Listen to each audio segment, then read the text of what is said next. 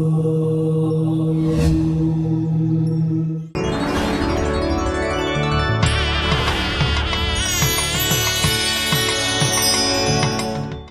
சங்கரா TV நேயர்களுக்கு நமஸ்காரம். இந்த இனிய காலை பொழுதிலே உங்கள் அனைவரையும் சுபதினம் நிகழ்ச்சியில் சந்திப்பதில் மிக்க மகிழ்ச்சி.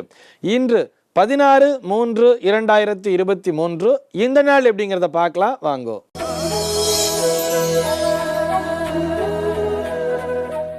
இன்றைய தினம் சுபகிருத்து வருடம் பங்குனி மாதம் 2ஆம் தேதி வியாழக்கிழமை.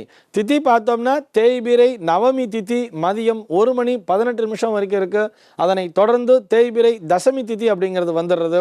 இன்னைக்கு நட்சத்திரம் பார்த்தோம்னா பூராடம் நட்சத்திரம் இரவு 1:44 வரைக்கும் இருக்கு.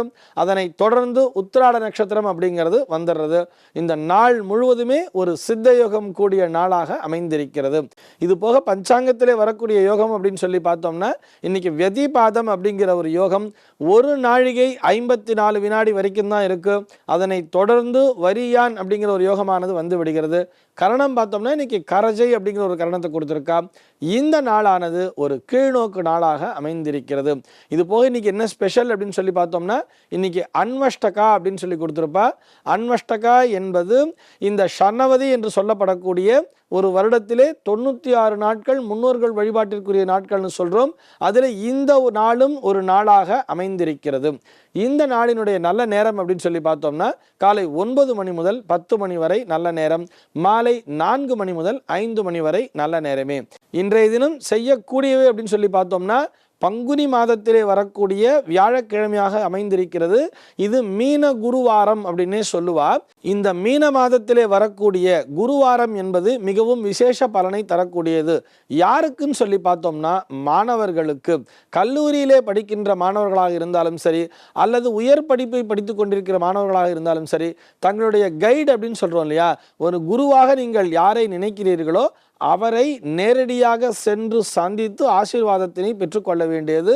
முடியாத பட்சத்திலே ஃபோன் மூலமாச்சும் பேசி சார் உங்களுடைய பிளெஸிங்ஸ் அப்படிங்கிறது வேணும் அப்படிங்கிறத கேட்டுக்கோங்க. ஏன்னா மீன ராசி என்பது குருவினுடைய ஒரு ராசி. அந்த ராசியிலே சூரியன் சஞ்சரிக்கின்ற இந்த வேளையிலே வரக்கூடிய இந்த வியாழக்கிழமை நாள் என்பது குருவிடம் கண்டிப்பாக ஆசீர்வாதம் பெற்றுக்கொள்ள வேண்டிய நாள். அவ்வாறு ஆசீர்வாதத்தினை பெற்றுக்கொள்ளக்கூடிய மாணவர்கள் தங்களுடைய வாழ்விலே உச்சநிலையை அடைவார்கள். இதில் எந்த விதமான சந்தேகமும் இல்லை. சரி, இன்றைய தினத்தினுடைய ஆன்மீக தகவலாக நம்ம என்ன பார்க்க போறோம் அப்படின்னு சொல்லி பார்த்தோம்னா, விஜயேந்திரா அப்படிங்கிற ஒரு நேயர் கேள்வி கேட்டிருக்கார். அவர் என்ன கேட்டிருக்காருன்னு பார்த்தோம்னா, பித்ருக்களுக்கு மாமிச படையல் என்பது விசேஷம் என்பது அக்னி புராணத்திலே சொல்லப்பட்டிருக்கிறது. இதை பற்றி நீங்கள் விளக்கம் தாருங்களேன் அப்படின்னு சொல்லி கேட்டிருக்கார். அதாவது முன்னோர் வழிபாட்டிற்கு மாமிச படையல் என்பது ரொம்ப ரொம்ப விசேஷம்னு சொல்லி அக்னி புராணம் சொல்லியிருக்கே அப்படின்னு அவர் சொல்லியிருக்கார். இதை கேட்கும் போதே நம்மில் பலருக்கும் ஒரு விதமான அருவருப்பு என்பது வந்துவிடும் அல்லவா.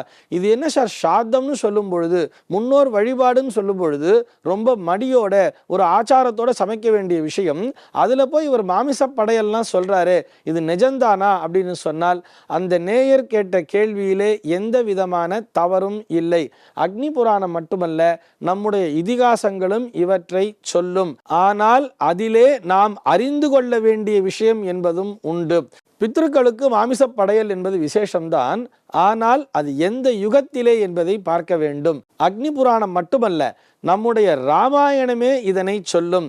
வால்மீகி ராமாயணத்தில் பார்த்தேன்னா, ராமர் காட்டிலே வசிக்கும் பொழுது தன்னுடைய தகப்பனாருக்கு சார்த்தம் செய்யும் பொழுது அந்த காட்டிலே கிடைத்த உணவு பண்டங்களை கொண்டு சார்த்தம் செய்தார். அதிலே மாமிசமும் ஒன்று என்பதை நாம் வால்மீகி ராமாயணத்தின் மூலமாக அறிந்து கொள்ள முடியும். ஆனால் அந்த யுகம் என்பது வேறு, திரேதாயுகம் என்பது வேறு, அதே மாதிரி துவாபர யுகம் என்பது வேறு, கலியுகம் என்பது வேறு. இந்த கலியுக தர்மத்தின்படி இந்த மாமிச படையல் என்பது நிஷித்தம், கண்டிப்பாக செய்யக்கூடாது அப்படின்னு சொல்றது. ஒவ்வொரு யுகத்திற்குமே ஒவ்வொரு தர்மம் என்பது உண்டு. அந்தந்த யுக தர்மத்தின் அடிப்படையில் தான் இந்த புராணங்கள் இவற்றை சொல்லி வைத்திருக்கின்றன.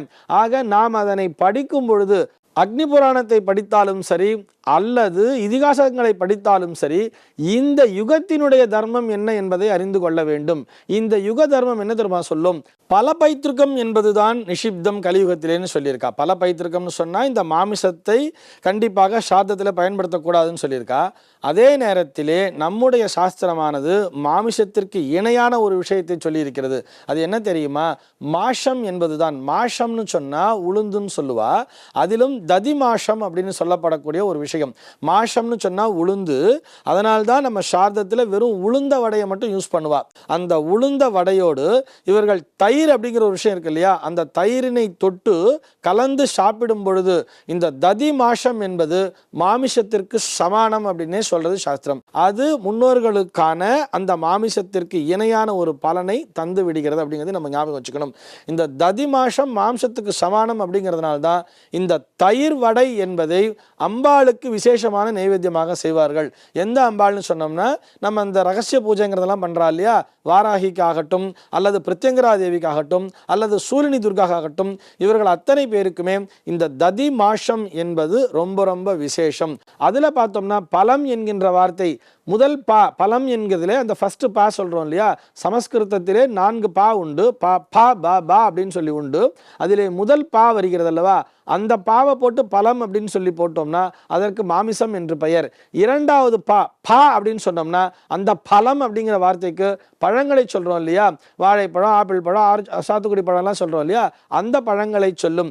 மூன்றாவது பா போட்டோம்னா பலம் அப்படின்னு சொல்லக்கூடிய வார்த்தை நம்முடைய வலிமையை பற்றி சொல்லும். நான்காவது பா போட்டு பா அப்படின்னு சொன்னோம்னா பலம் அப்படின்னு சொன்னோம்னா அது கலப்பையினை குறிக்கும். இங்கே முதல் பாவினை எடுத்துக்கொள்ள வேண்டும். பல பைத்திருக்கம் என்பது அந்த யுகத்திலே, அதாவது திரேதா யுகத்திலும் துவாபர யுகத்திலும் அது விசேஷமாக சொல்லப்பட்டது.